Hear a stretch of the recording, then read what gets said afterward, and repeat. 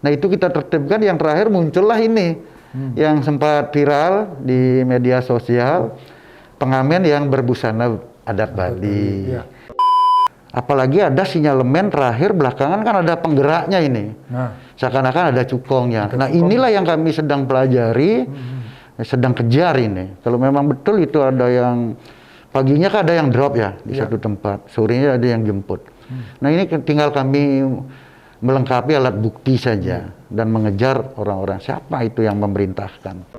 Yang jelas kami jangan dibully, kami jangan dimaki. iya, iya. Mari bantu kami Dukung untuk gitu, Pak, ya. sama-sama memecahkan persoalan sosial ini. Jadi jangan Seperti cuma itu. mencaci, Jangan dimaki, membuli, jangan membuli. tetapi tawarkan Bantu solusi. kami Nah, untuk mencarikan jalan keluar penyelesaian, pemecahan persoalan pengamen ini.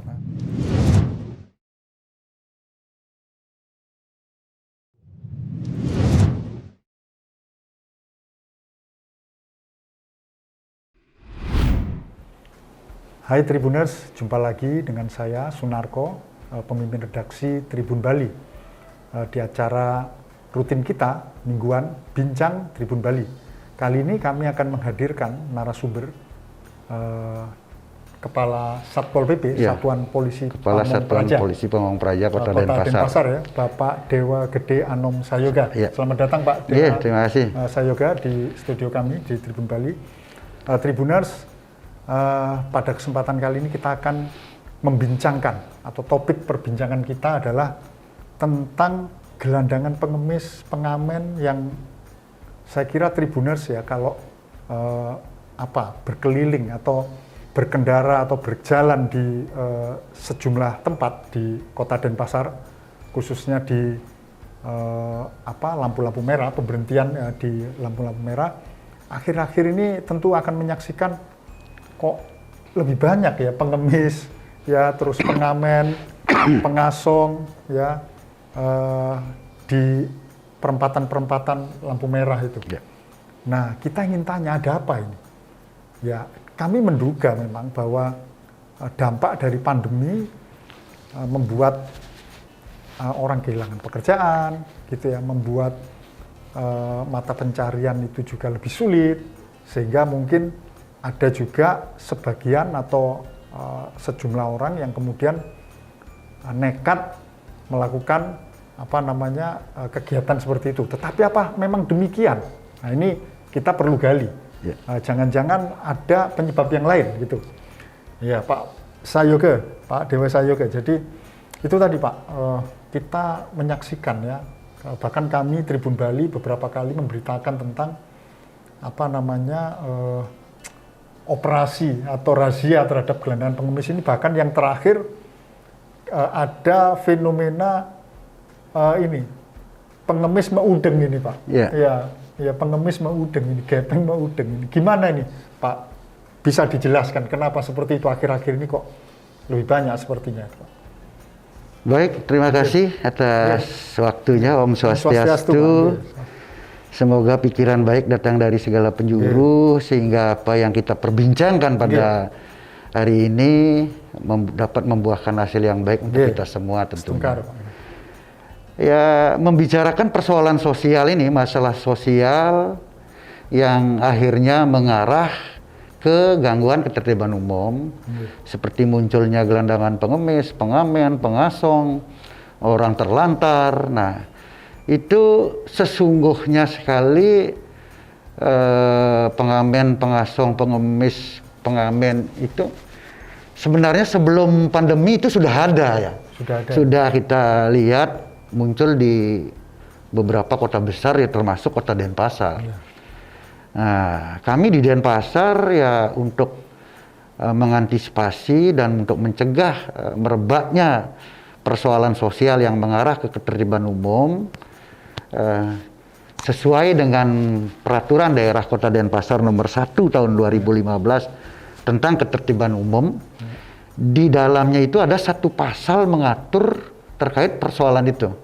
Memang secara tegas diatur, pasal 40-nya itu dilarang melakukan kegiatan meminta-minta, mengemis, menggelandang, mengamen, dan atau usaha sejenisnya. Nah itu Berdasarkan payung hukum itu, kami pun telah membentuk tim, ya, tim penegakan perda. Inilah yang secara rutin melaksanakan pencegahan melalui kegiatan sosialisasi edukatif. Sosialisasi edukatif, Pak, ya? Yaitu untuk tindakan pencegahannya dan pembinaan-pembinaan. Yang kedua, tindakan represif justisialnya ya tentu dengan sidak-sidak, baik itu gabungan maupun mandiri oleh Satpol PP itu sendiri. Rahasia-rahasia. Iya, rahasia. Nah, selanjutnya apa? Apakah mereka dengan penertiban itu akan selesai masalahnya? Tidak.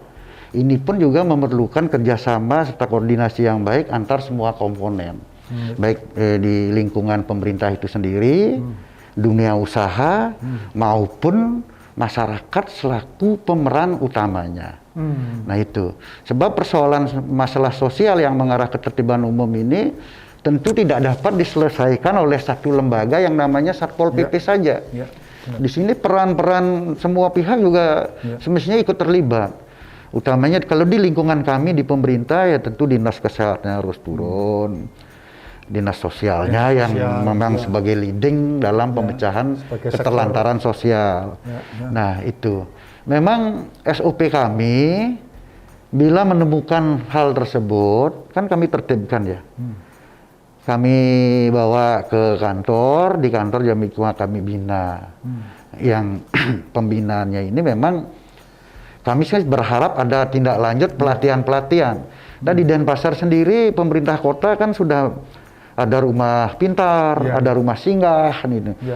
Kami kan sangat berharap di tempat-tempat ini tidak hanya difabel saja yang dibina, tapi orang-orang terlantar juga yang tidak jelas tiba-tiba muncul di Denpasar.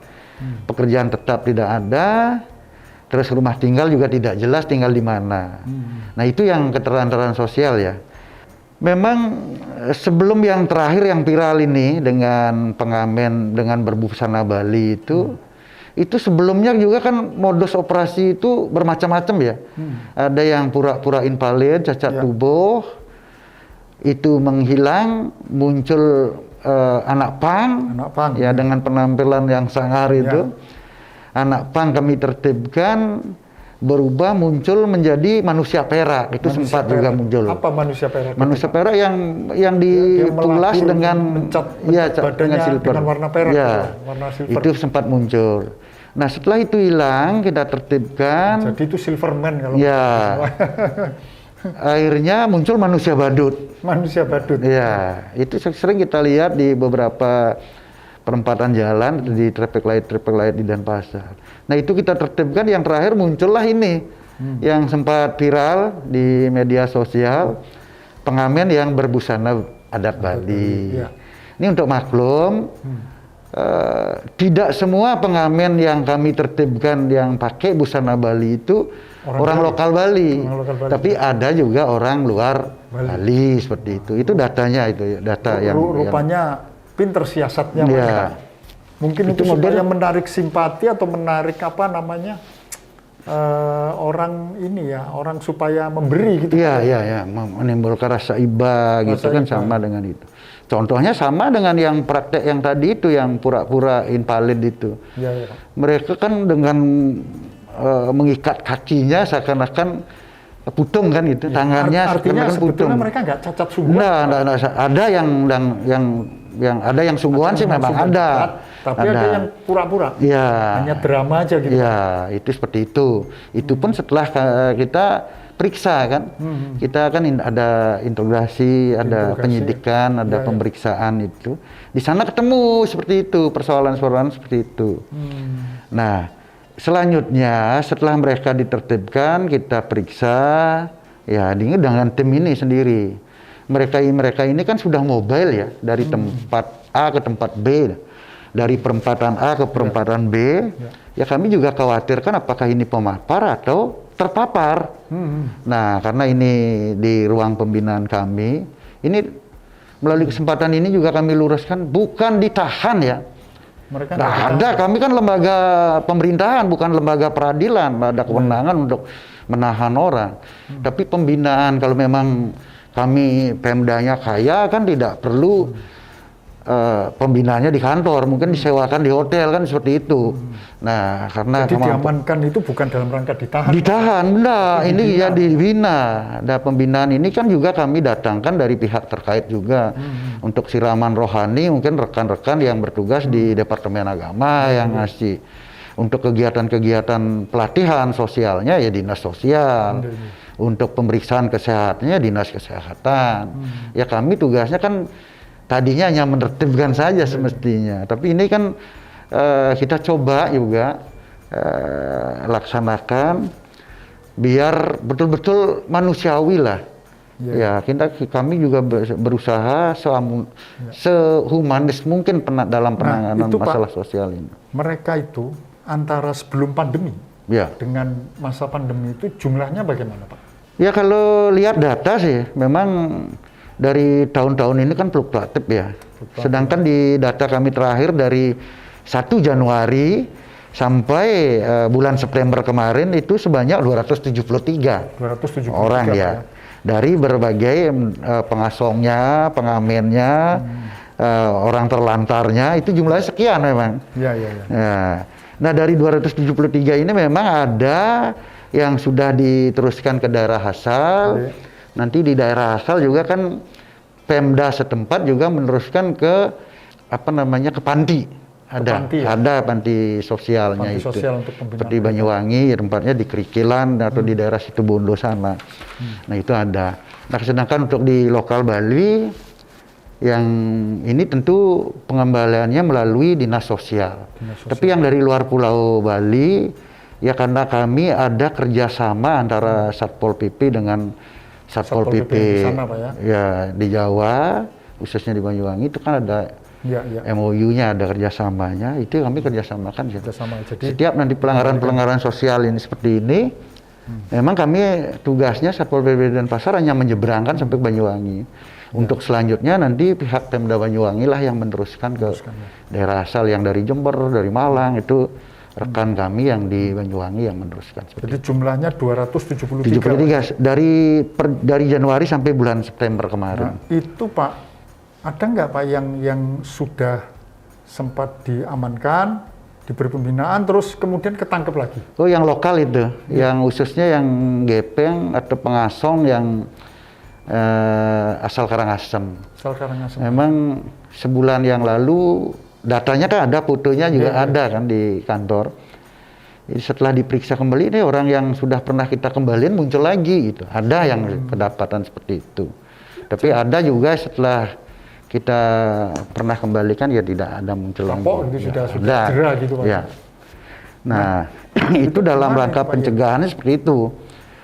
Melalui kegiatan-kegiatan sosialisasi tetap. Nah, apalagi ada sinyalemen terakhir belakangan kan ada penggeraknya ini. Seakan-akan ada cukongnya. Nah inilah yang kami sedang pelajari, sedang kejar ini. Kalau memang betul itu ada yang paginya kan ada yang drop ya di satu tempat, sorenya ada yang jemput. Nah ini tinggal kami melengkapi alat bukti saja dan mengejar orang-orang siapa itu yang memerintahkan. Seperti itu. Nah Pak, dari berbagai modus itu tadi, terus kemudian beberapa itu ada yang sudah sempat diamankan, diberi pembinaan, tapi ternyata kemudian masih operasi lagi, masih berkegiatan lagi. Nah, sehingga muncul jangan-jangan ini, tapi memang ada ya Pak pengakuan dari mereka yang sudah ditangkap itu, kami ini di drop, memang ada apa seperti itu? Ya itu pengakuan anak kecil kan tidak bisa dipakai, kami pakai dasar ya. Pakai dasar. Ya untuk menuntut ya seseorang itu berdasarkan pengakuan karena belum kami dapat buktikan. Memang karena dia nangis ketangkap Satpol PP nangis, kenapa nangis? Ya karena mereka dimarahin yang cukongnya itu karena kurang setoran dianggap seperti itu, ada yang seperti itu. Cuman kami belum bisa mengejar untuk alat bukti itu hanya baru berdasarkan pengakuan yang bersangkutan seperti itu. Kalau di Bali itu, mohon maaf ini, kebanyakan dari daerah mana Pak? Yang terutama yang banyak diamankan di Denpasar? Kalau berdasarkan data kami yang ada itu yang kami sering koordinasikan ke rekan-rekan kami di Satpol PP Karangasem maupun ke dinas sosialnya itu dari Mundi Gunung ya. Pedahan, ya. Seperti itu. Yang pengamen juga dari Tianyar pengakuannya ini. Karena mereka tidak bawa KTP, itu kami tidak bisa memastikan bahwa ini orang Tianyar, itu kan tidak bisa karena tidak didukung dengan KTP. Hanya pengakuan kami dari Karangasem daerah Tianyar. Nah kalau yang dari Jawa udah jelas kami pilah itu. Seperti itu. Gini Pak, Satpol PP ini kan katakanlah ada di garda depan untuk penegakan peraturan daerah terutama yang terkait dengan gangguan ketertiban umum. Ya betul. Gitu. Nah sehingga kemudian kalau ada sesuatu seringkali yang disorot Satpol PP. Ya, padahal akar persoalannya itu bisa jadi jauh di luar ranah tupoksi kami. Di luar tupoksinya Satpol PP gitu Pak ya. Ya. Nah itu sesungguhnya pernah nggak Pak ya dipelajari atau dianalisa gitu, itu apa sih Pak sebetulnya penyebabnya itu Pak? Itu sering kami tugaskan rekan-rekan kami yang membidangi ya urusan SDA. Sekarang kan kalau di Denpasar kita kan maklumi karena pusat berbagai dari aktivitas kegiatan. Ya tentu seperti pepatah di mana ada gula di sana muncul semut kan gitu. Di mana membawa harapan yang penghasilan yang lebih baik tentu akan diserbu. Kalau itu didukung dengan kompetensi yang bagus, ya skillnya, attitude-nya, knowledge-nya, itu kan sangat bagus ya, sangat positif. Tapi kalau tidak didukung dengan kompetensi yang baik, inilah yang kami khawatirkan akan menyebabkan berpotensi sekali terjadinya gangguan ketertiban umum. Nah untuk itu kami pun juga mencoba menganalisa kenapa kebanyakan kok pengakuan orang-orang ini dari daerah A. Bayangan kami di daerah A itu kan daerah kering, tandus, pasar tidak ada, sekolah tidak ada, tempat ibadah tidak ada, sehingga masyarakatnya cenderung melakukan kegiatan menggepeng, kan begitu. Ada kesulitan di pasar gitu ya. Ternyata setelah kami kunjungi desa-desa yang ditunjuk itu enggak seperti itu. Justru ini yang tidak menggepeng itu jauh keberadaannya tertinggal oleh yang melakukan kegiatan menggepeng ke kota. Artinya kalau dalam bahasa yang lebih sederhana, secara ekonomi yang menggepeng itu justru lebih baik dibanding tidak menggepeng. Nah, jangan-jangan itu akhirnya menjadi tradisi. Nah, menjadi kebiasaan. Malah jadi kayak pekerjaan jadinya gitu. Iya. Nah, ini yang kami cegah kan sesuai dengan bidang tugas kami di Satpol PP kan melaksanakan urusan ketertiban umum untuk menjaga lingkungan tetap kondusif, tertib, aman dan nyaman seperti itu. Sungguhnya apa yang kami kerjakan itu kami ingin mengembalikan peran mereka masing-masing.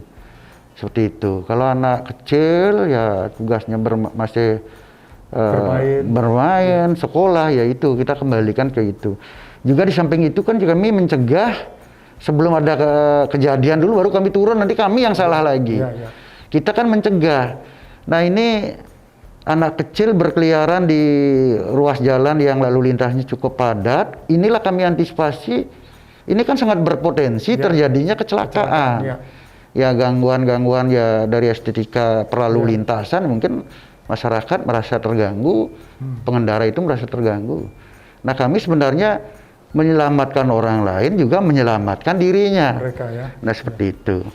Nah tapi ya dengan kegiatan ini banyak yang menghujat kami, seakan-akan kami tidak berperi kemanusiaan. Tidak mengerti dengan zaman susah seperti pandemi ini. Nah seperti itu. Padahal masalah gelandangan pengemis-pengamen itu jauh-jauh sebelum pandemi pun juga kita temukan persoalan masalah sosial ini seperti ini. Nah apalagi di musim pandemi. Nah untuk itu Pol PP sendiri walaupun itu bukan ranahnya karena tupoksinya ngurusin permasalahan sosial, kami pun juga mencoba mengkerjasamakan dengan berbagai pihak untuk memfasilitasi karena kami lihat secara fisik bagus, mungkin ada yang pengamen itu pendidikannya juga memadai walaupun hanya SMA itu kami coba fasilitasi.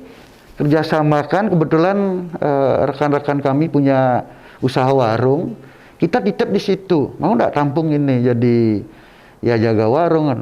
Mereka juga nggak betah di tempat itu, lebih memilih turun ke jalan. Ya, artinya begitu ini... juga di punya rekan kami punya perusahaan, bisa bantu nggak tampung sebagai tenaga kebersihan atau cleaning service di lingkungan.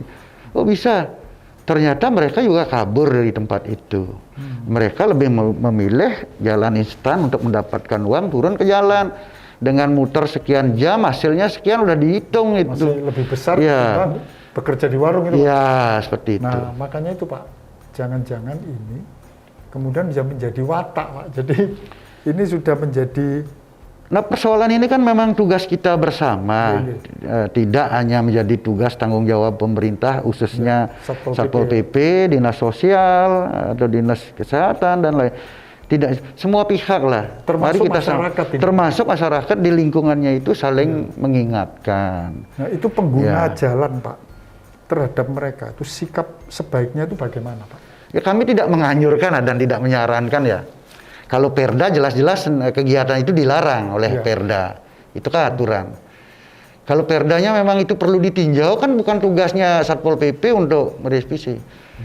Hanya weda dan kitab suci yang tidak bisa ditinjau. Kalau ini aturan, ya ini kan bisa ditinjau. Tapi tugasnya kan ada di legislatif dan eksekutif tentunya. Kami kan aparat pelaksana. Nah, seperti itu. Ini Pak, untuk para pengguna jalan, terhadap mereka ini sebetulnya secara aturan tidak boleh ya memberi gitu Pak. Iya, itu karena ada itu satu melanggengkan apa namanya kebiasaan atau malah kegiatan mereka malah gitu. Mari kita sama-sama baca Perda nomor 1 tahun 2015 tentang ketertiban umum di pasal 40-nya. Ada 3 ayat di sana diatur di pasal 40, salah satunya jangan memberikan juga ada disebutkan di sana. Dilarang memberikan. Pengemis ya, dilarang memerintahkan atau menyuruh orang lain untuk menggelandang, itu juga diatur dalam ayat 2-nya. Kalau ayat 1-nya kan setiap orang dilarang melakukan kegiatan meminta-minta, menggelandang, mengamen dan atau usaha sejenisnya seperti itu. Itu Pak, larangan untuk memberi pengemis yang di jalanan yang dianggap itu bisa mengganggu atau sebagai semacam gangguan ketertiban sosial. Itu ada nggak Pak, kayak misalnya upaya atau mungkin sudah dilakukan memberi semacam tanda peringatan itu Pak? Himbauan ya, himbauan pada saat pemasyarakatan Perda. Karena itu. Begini Pak, kalau itu sudah jadi dalam tanda kutip ya, pekerjaan mereka ditertibkan, diamankan, pulangkan ke daerah asalnya, balik lagi. Itu kan yang harus disumbat. Pekerjaan sia-sia juga itu. Nah, itu kan dari sisi masyarakat supaya nggak memberi mereka. Dengan demikian mereka juga, wah ternyata sekarang masyarakat sedikit sekali gitu perolehannya gitu loh kan.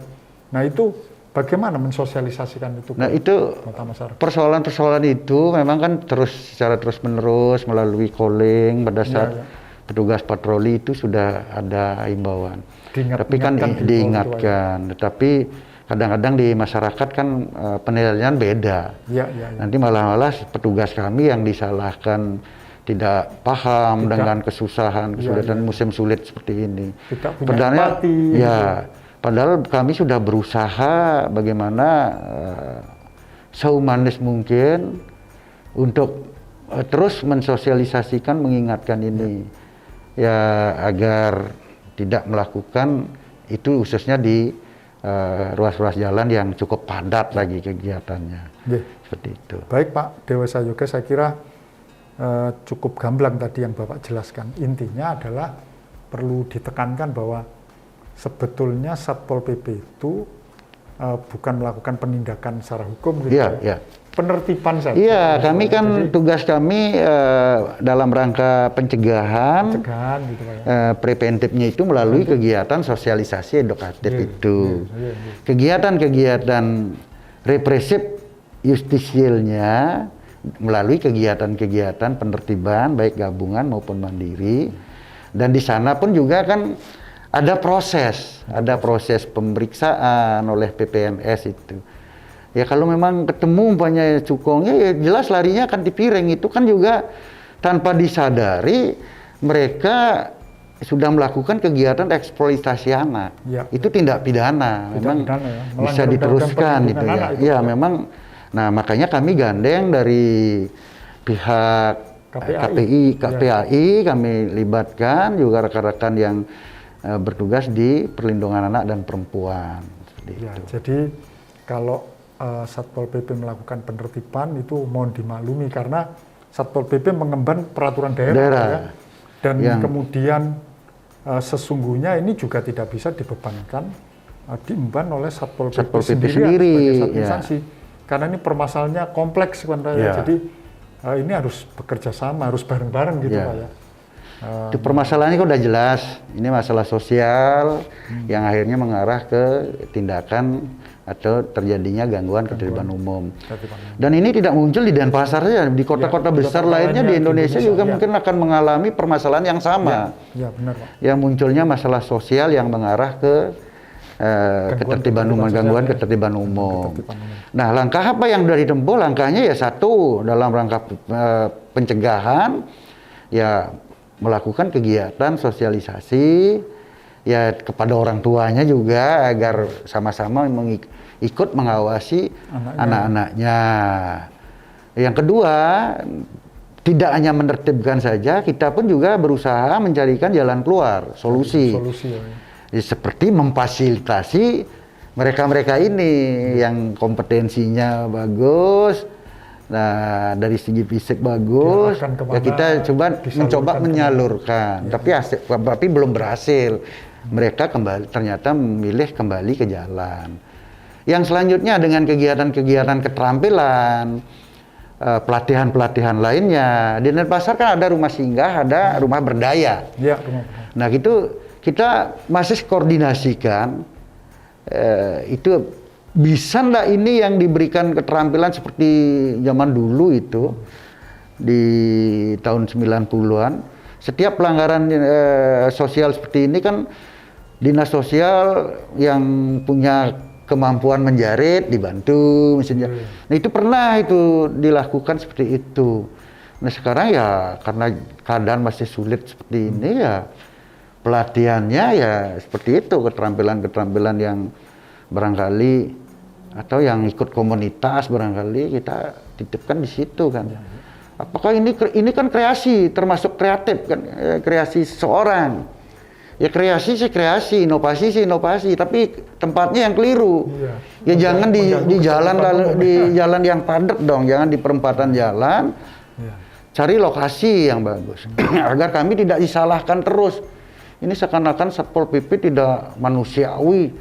Kok orang nyari makan dilarang gitu. Bukan nyari makannya yang dilarang, tapi tempatnya yang keliru. Tempatnya yang kami tertibkan gitu. Dan di samping begitu juga kami kan di Bali apakah ada budaya ngamen itu kan tidak ada. Belum. Ya kita mau kembali betul-betul mengajak masyarakat, mari kita kembali ke jati diri budaya masyarakat Bali. Seperti itu. Baik Pak Dewasa Yoga, cukup banyak sudah dijelaskan. Saya kira ya, harapan kita Tribuners ya, pemirsa bisa memahami langkah-langkah yang dilakukan oleh Satuan Polisi Pamung Praja dan melakukan penegakan peraturan daerah khususnya yang terkait pelanggaran-pelanggaran terhadap ketertiban umum ya. Di Kota Praja atau di Kota Denpasar ini khususnya ya. Saya kira begitu Pak Yoga. Yang jelas kami jangan dibully, kami jangan dimaki. Mari bantu kami dukung untuk gitu, sama-sama memecahkan persoalan sosial ini. Jadi jangan seperti itu. Jangan dimaki, jangan membuli. Tetapi tawarkan bantu solusi. kami untuk mencarikan jalan keluar penyelesaian, pemecahan persoalan pengamen ini. Nah, itu tepat sekali Pak. Jadi orang karena mengata-ngatai, mencaci, membuli itu kan memang mudah. Tapi ketika disuruh turun untuk ikut memberikan solusi. Iya. Nah, baru. Menertibkan orang itu kan tidak gampang. Lain kalau nangkap sapi, nangkap hewan ya tinggal ikat hidungnya, ikat di pohon selesai. Ya, benar. Tapi ini kan orang. Ya. Ya dia juga bisa melawan, dia juga bergerak terus gitu. Itu kesulitan juga. Ya, benar. Seperti itu. Baik, Pak Sayoga. Tribuners, saya kira cukup perbincangan kita di sini. Memang banyak ini jika kita ingin teruskan, Pak. Iya. Tapi nanti kalau ada lain kesempatan, Pak, Siap. mungkin ada topik-topik atau isu-isu yang masih relevan dengan tugas Satpol PP, bisa jadi nanti Bapak kami undang lagi Siap. di sini. Siap. Ya, baik Tribuners, demikian perbincangan di Bincang Tribun Bali kali ini. Semoga bermanfaat. Jangan lupa untuk baca berita terkini di tribunbali.com dan juga like, subscribe atau follow akun media sosial kami, baik Facebook, YouTube maupun Instagram Tribun Bali. Demikian, terima kasih, sampai jumpa di Bincang Tribun selanjutnya. Om Santi Santi Om. Terima kasih sudah nonton. Jangan lupa like, subscribe, dan share ya.